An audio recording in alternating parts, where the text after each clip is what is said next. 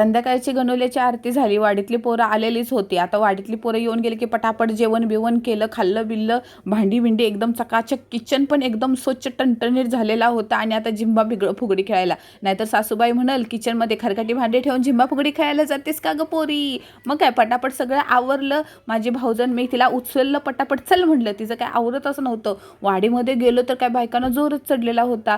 शेवटचे 2 दिवस राहिलेले होते ना, खेळणारे पण तेवढेच आणि बघणारे पण तेवढेच. आणि हा आमच्या छोटीशा वाडीतल्या छोटूसा गणोबा बरं का. गणुले आहे ना तो, आमची वाडी छोटी आहे ना म्हणून, पण आमचा इच्छापूर्ती गणुले आहे बरं का. आज एकवर एक गाणी, एकवर एक फुगडी, नवीन नवीन गाणी येत होती. अहो म्हाताऱ्या बायका पण काय सूर तालात गाणी बोलतात बरं का. जोर म्हणजे काय सांगू, पावसाची चिरचिर काय थांबना, बायकांची टणटण काय थांबना झाले. एक गाणं तुम्हाला ऐकवतो.